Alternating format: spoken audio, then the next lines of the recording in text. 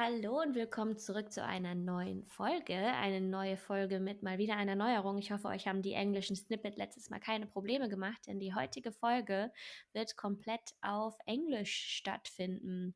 Wir haben nämlich eine ganz wunderbare Gästin, deren Muttersprache nicht Deutsch ist und wir heute dann alle auf der Fremdsprache Englisch miteinander sprechen, damit es fair ist. Und ich leite jetzt direkt über zu Doreen. Viel Spaß! Hello, and hello, Maria. It's very nice for you to join our podcast today. Ellen, Nice of you. nice of you. Yeah, hello, hello. Is that nice Ellen for and you? Marie. Sorry. Great start. Yeah. Nice of you to join our podcast. I'm very happy to be here. Thanks for inviting me. The three of us used to work together before at Joblift. We used to do very different things, but nevertheless, we got to know each other there and also became friends. And we were thinking to have like kind of an intro question, as we always do. So I have one for the two of you. What is your funniest or best memory of the time working at Joblift? So I have so many memories that I couldn't tell which one is the funniest. I think most of them I would not want to talk about on the podcast. But just to like mention a few, it was very nice to go voguing with some colleagues. It's a very funny, interesting dancing style. And Nice. I also remember some colleagues eating only cabbage for lunch, for example, which I found quite amusing. That was that was a way to avoid food coma.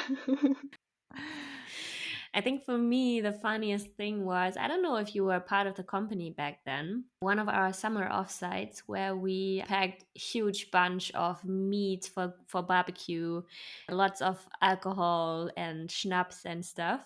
And then we arrived there, the place was a huge building in the middle of nowhere. And then we arrived there and it was some kind of vegan place, but they also didn't allow, I mean, since they were vegan, meat was not okay. And they also wasn't for alcohol. And we were like, shit. We just did everything wrong that they tried to avoid here. My funniest memory is when you were visiting Ellen, and I think you spontaneously decided to stay a night longer or so. And then at like 2 a.m, we went to the office to get your stuff, and we set off the alarm, I don't know, so many times True. that we couldn't get it back. I And it remember. was such a mess. And then we texted, so whenever the alarm goes off, the CEO gets a notification, and the CTO, I think. So we had to text them at like 2 a.m. Mhm. It's just us. It's us. It's Sorry. us. Nice. Yeah, so greetings to all of our Joblift colleagues. It was fun It was times. very fun times. All right, but we're not here to talk about Joblift. We're here to talk about Maria and her current startup because she's a founder. Her startup is called Mentalyc. Do I pronounce that correctly Yes, perfect. Nice. Can you tell us maybe first a bit about what it is, what you do, and why you founded it? So Mentalyc is a note-taking app for psychotherapists that takes notes by itself, so they don't have to write anything. And the way it works is they have to record a session, just the audio of the session, and then upload it onto a platform. And then a few minutes later, they just pick up the note draft together with the transcription of the whole session. So the transcription is not that important. It's more about the way we summarize it to write a clinical note.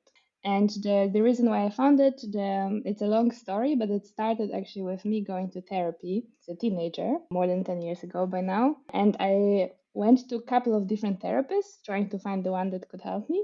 And I've noticed that the way they work is very inefficient. They lose information all the time. I had to tell every therapist my story all over again. They also were forgetting what I said or just like typing during the session, right? Like not like looking at me. But I was like talking about my deepest secrets. So that was kind of the first trigger. And then when the pandemic started, I noticed that like everyone is going to therapy and the problems are still the same. So that was kind of like the opportunity signal. And then together with my co-founder, who is a machine learning engineer, we started looking into a better way to collect information and present it to therapists so that they can actually provide better treatment. That's really, really cool. I think that's also Yeah, pretty important as well. Like as a and also very good idea because I mean, I also go to therapy and I always find it very distracting if my therapist is starting to write something down. And then in other parts I'm thinking, why are you not writing that down? I just had the biggest insight, so write it down. Yeah. So it's a really, really important point that you can really focus on. That is actually a very frequent thing we hear from therapists, that they sometimes meet their like client on the street, and the client says like, "Oh, this one thing you told me changed my life," and the therapist is shocked because he thought something totally different was important. So having kind of this like extra pair of ears, in this case digital one, also helps therapists actually notice different things. So they very often tell us that it helps them find new insights that they would not think of otherwise.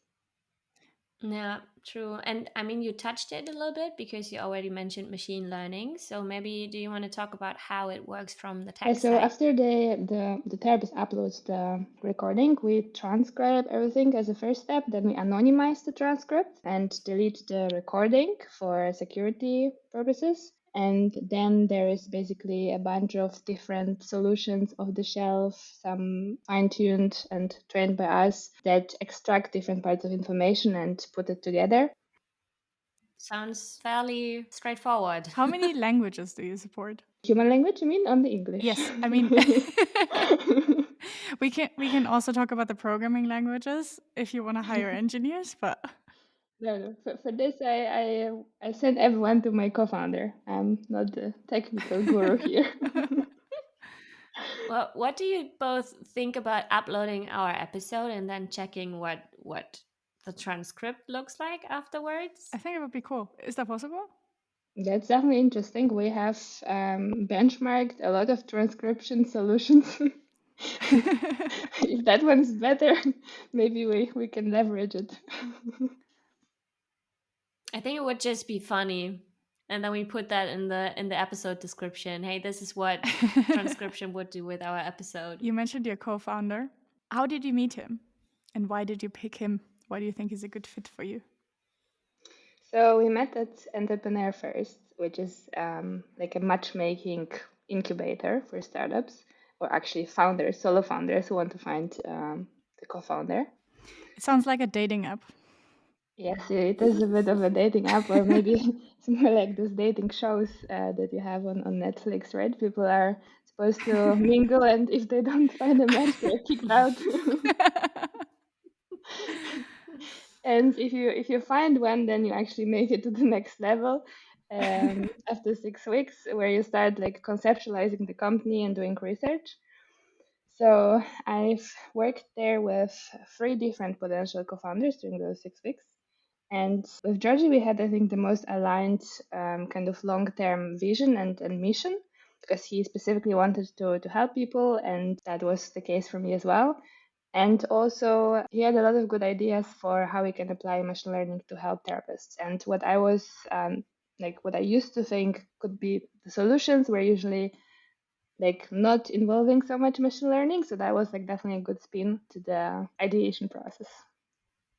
So, and I call it CEO or co-founder dating app. It was clear that you have an idea where you want to find someone, and then there were others saying, "Hey, I would like to join, but I don't have an own idea." Or what are the criteria? So in theory, no one should have an idea when like you join the program, because it's important that everyone stays flexible, right? Because it's like if you are very much like set on one idea, then it will be harder to find someone who wants to do exactly that. But Okay. I was building another mental health startup before that one. So I initially wanted to actually keep building that during my time at EF. But that changed during the course of the program. And also Georgie, my co-founder, never up for building what I wanted to build before, because it was not technical enough for him. So yeah, they basically at some point decided that I will just like be more open to different ideas. But I really wanted to stay in the mental health space, because that's where I have my like personal kind of cause that drives me. Since you already mentioned another company, so you did found already in the past? Was it? I basically was building businesses since I remember. So when I was 10, I was trading hamsters, then I was trading violin. And when I was 18, I basically built the first like real startup, which was an internet multi-agency for insurance, which later pivoted to like a SaaS software for financial advisors. So that was my first startup, and then the second one was the one that I started while in job left with another colleague of ours who was back then a head of operations. I was a head of growth, and we developed an app for patients, or like basically for people who look for help with mental health struggles, specifically with self-esteem. That was a topic that came out of the research. So that was something I was working on, but like during the time of Entrepreneur First, my co-founder wasn't sure whether he wants to pursue this. He wanted to like go travel, meditate, and do other things. So that was the moment when I had to like decide for myself whether I want to like wait for him to make up his mind or just like start something from scratch. So that is what happened. And this startup actually still exists. It's more of like a family business by now that offers meditation and art therapy, but under the same name, and the fundamentals are still the same. And what is this Entrepreneur First? I don't know that. This is the incubator where I met my co-founder. So The yeah, dating it's thing. something that Okay. that comes from the UK, where they had already like 10 or 15 cohorts, and I was in the sixth or seventh one in Germany. So yeah, it's quite well known. I recommend it if you're looking for co-founders. And by the way, Chris, do you have any founding experience yourself? I don't. So I never founded anything yet. But Ellen has. Yeah, actually, I have, because I co-founded this podcast with two other people. Greetings to John and Bertie, who are still listening to this podcast, I hope. Text me if you listen to this. That's the test. And I mean, this one is quite a successful one, but I also founded something, or co-founded something else, which I didn't proceed on. So there was Marcello. I don't know. He was also at Joblift. I don't know if you two remember him. No. He was No, I working in don't. marketing, who has really a brain that is just producing ideas for products. But where he needs help is to actually get those ideas on the road. So that was where he approached me. And at first I was like, shut up. I don't want to program in my free time. But then the idea was so nice that I thought like, okay, I would like to have this app and actually use that app. So I said that I'm in, and then we started with 5 people. These 5 people changed over time, but we brainstormed about the idea, what should be the functionalities of the app, and also narrowed it down to an MVP to just test it. And we also decided for some technology to go for, which we built the prototype with. And then that was the point where we would have been able to start. But I figured that since it's very close to my everyday work, it was actually feeling like work. I mean, I like the product, but it was not relaxing. I mean, this podcast is something else because it's so different from my day-to-day job. It doesn't feel like work. It sparks a lot of joy. I mean, my work also sparks joy, but it feels like work, and this does not. So I decided to leave the company, and I was a bit worried that the idea is going to die, because I felt like the driving part that holds it all together and shows the direction. And that actually also happened after I left. The idea died. I mean, the idea is still there, but the progress died. And yeah, it's a bit sad because the idea is really nice and I would really like to use it. But on the other hand, I am not missing out on something. I mean, it's great to go through the experience, I think, right? Definitely. That's definitely one of my learnings after my first startup, that working on something that is like really, really deeply important for you is like the only way you can basically like sacrifice everything else to work towards something with such a like small likelihood of succeeding, basically. True. On this topic, maybe, how long did it take you from like first ideas and iterations to where you are now? Like maybe also in your previous companies, but also in this one now. Yeah, so in the first one, we were for like a year and a half pretty much trying this first business model of selling insurance to like individuals, and we couldn't scale this. So only after a year and a half, we've got that idea that we could target just like another business, right? And that worked out. And then we found another one and the next one. So now this company is actually a market leader in Poland on this particular Hmm. insurance software market. Congrats. Thank you. With the second one, it was also a bit different because I was like still working at job left, right? So it was more like a side project at the beginning. Everyone was helping, including Doreen, and that took some months as well before we had like anything that was like could be considered an MVP. And in the current one, we started first discussions with users in May last year. We had like a very scrappy and constantly breaking product around end of last year. Then the product started being like really usable around April this year. Mm-hmm. And it's pretty much only like really reliable since like maybe 2 months, I would say. That since when we have like all the tracking of all the bugs, and there are like not that many bugs. It's like occasional rather than like everyday problem. Nice. And that is like also visible in the traction because we've got the first customer in May, and this month we've got 10 of them. So it's like it's very much correlated with like the product readiness. Cool. Did the Nice. product change over time? Yes, a lot. It initially was offering video calling services that were transcribed in real time. Actually, a few months ago, we deleted all the code. Like we basically removed the feature altogether, and that was initially like the core feature.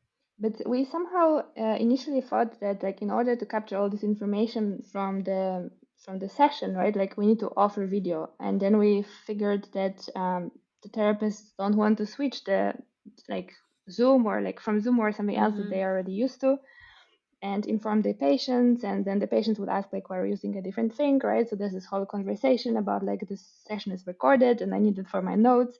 So that was scaring therapists away. Also, like that was like the most problematic feature in terms of bug reports, because someone would have like slow internet or so, right? Like all those things that are solved by bigger players providing video, we had to like solve from scratch. Actually, it was a really really good decision to just delete this, because then we could really focus on making notes better. Initially, we just didn't think of uploading being a solution. We somehow had this like wrong hypothesis that the therapists would like not want to like record and upload. There's like too many steps, right? But yeah, startups are just all about proving or disproving a set of hypotheses. True.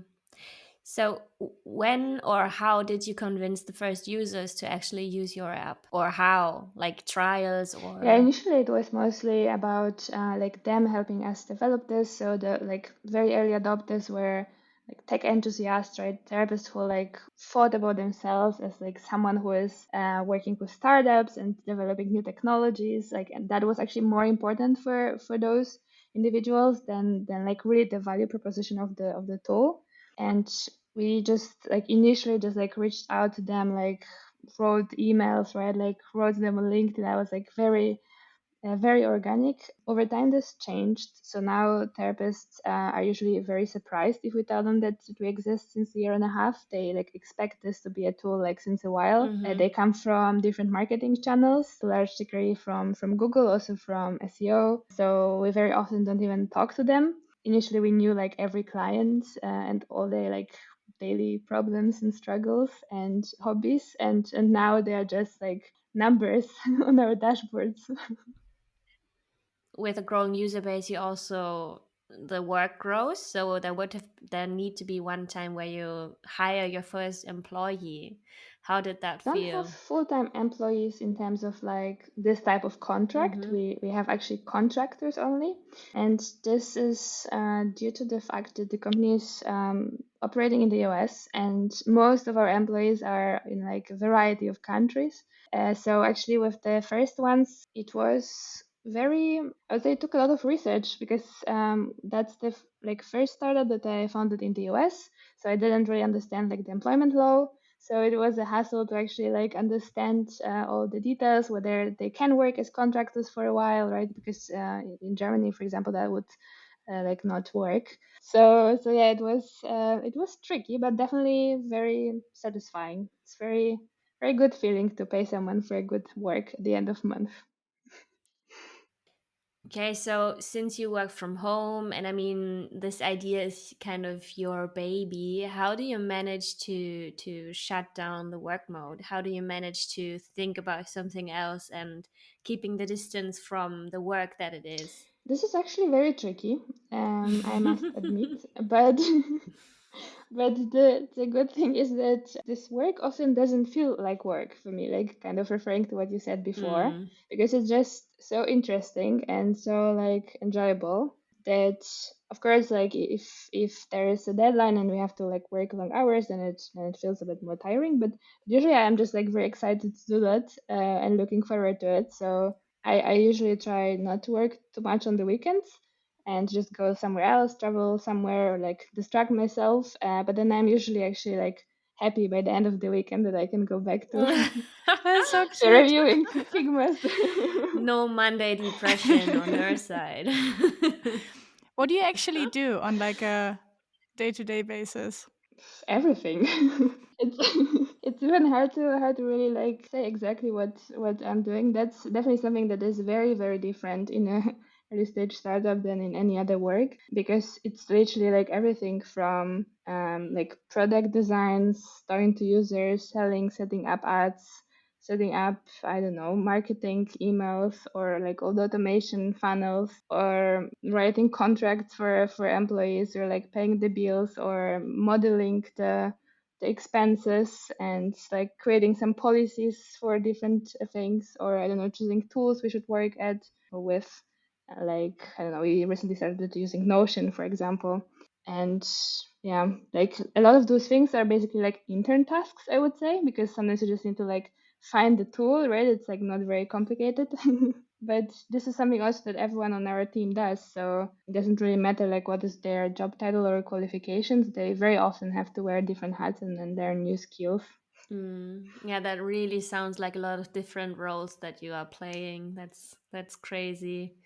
I mean, I even drive myself crazy if I have to do more than 2 context switches a day, which because I feel like that's kind of a waste of time, a waste of energy that is consumed. But I mean, since your company is growing and growing, I think there will be defined hats for the different hats. Wow, I hope you can understand that.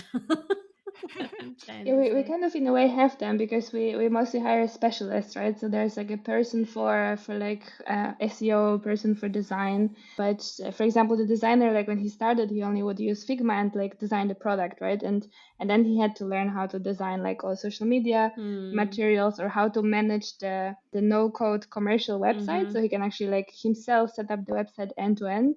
Then he had to learn how to use the CRM, so that he can like put some like lead generation like pop-ups on the website, right? Or like create email templates for like newsletter or onboarding emails in that tool. So those are kind of like non-conventional tasks for this type of profile, Mm. but it always somehow stays like within the realm of like the original role, if possible.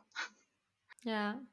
Can you already finance yourself with what you earn? That depends kind of, because we are not like, we're trying to optimize on like the company costs, right? So I would rather like cover my day-to-day expenses than like save money on the side, because that's just like more tax efficient. Mm.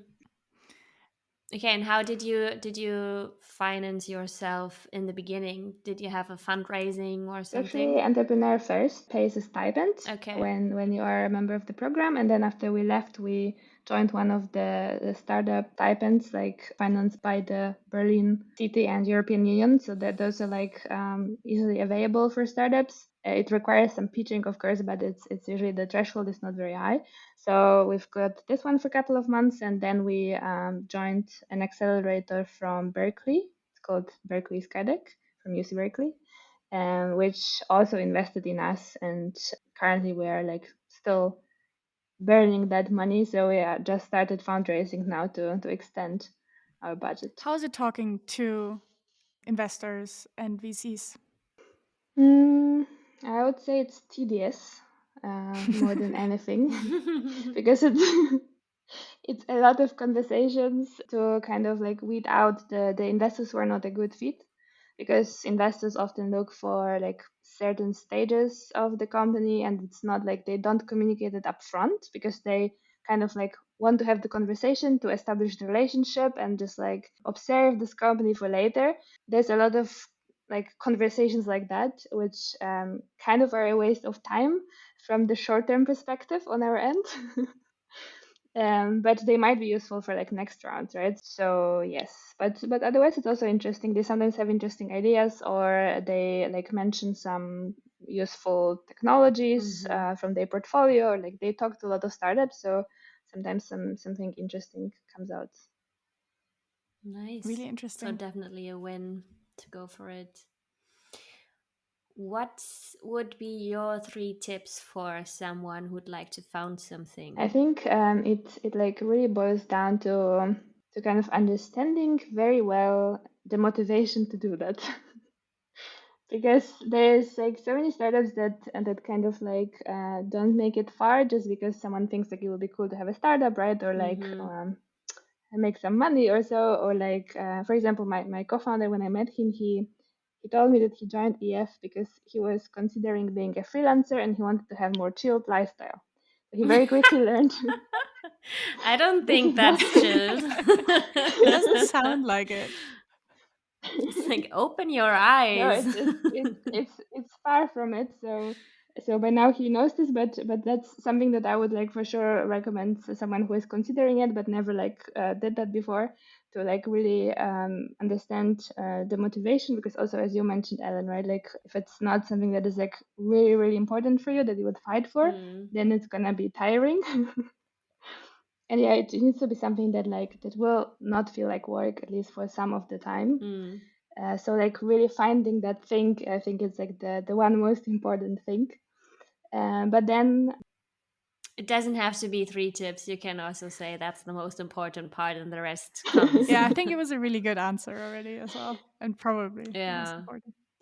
yeah, I think the other ones would be more like derivatives from it, right? So to like for example, like focus on like everyday kind of joy of doing it, to not Hmm. like do it to like later cash out or something, because it's really like not very likely. So it's important to make it what you actually want to do every day. Hmm. I mean, maybe if I phrase the question a bit differently, maybe there are some ideas that pop up. So, what would be something that you would like to have known up front before founding? I mean, you founded very early, but maybe before founding this company, Mentalyc. Hmm. I actually think that I would not want to know anything that I didn't know, because I really enjoyed the discovering Yeah, process. okay. Yeah, that's a nice point of view. That's Yeah, nice. it's really like a puzzle. So I think the whole like fun part is to actually like always like be like challenged by circumstances. And And also enjoy the Because that is journey. probably also something that's super important, that you enjoy the challenge, enjoy the journey. Otherwise, you will not do it for very long. yeah, Yeah. it's definitely like the very big upside of being a founder, if you find this right topic for yourself, is that it's really like fun to do, and it's just very like satisfying, and it really doesn't feel like work for most of the time. But yeah, of course, if you don't have that, or maybe you just don't enjoy the like the lifestyle and just like being challenged and doing different things, right? Things that you don't know how to do, then it's just gonna be a torture. What are you hoping for in like the next year with your work and your startup and your lifestyle?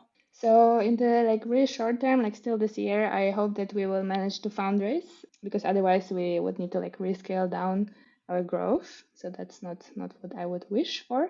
And other than that, I hope that we will find a way to like consistently track symptoms and like other kind of parameters of the session because that's kind of the big vision for the product, to not just create notes but actually make therapy like transparent and basically understand the progress and how things evolve for the client, because that's something I would wish for when I was in therapy. And in terms of the lifestyle and other factors, I would like to move to the US, and this is something I recently had like no time or resources for prioritizing. Let's go that way, and I think it would actually like help the business if I was there, and also my overall working hours, because from Berlin it's 8 hours difference. True. Oh yeah, it's crazy. Sounds like a plan. We both wish you all the best in succeeding, and I really, really thank you for sharing your insights. It was a very nice talk, and I'm happy to hear how the future goes. Yeah, me too. Thank Best of you. luck. I'm like really honored to be on this podcast with you, girls. And I hope that if you want to build startups, you will find your real cause. If not, that's also totally fine. I think that's a good word to finish this I episode. agree. I agree. Und auch nochmal an euch da draußen. Wir hoffen, die Folge hat euch gefallen und gebt uns doch mal Feedback, ob englische Folgen für euch fein sind oder ob ihr euch lieber wieder mehr Deutsch und Deutsch-only wünscht. Habt einen schönen Tag. Tschüss.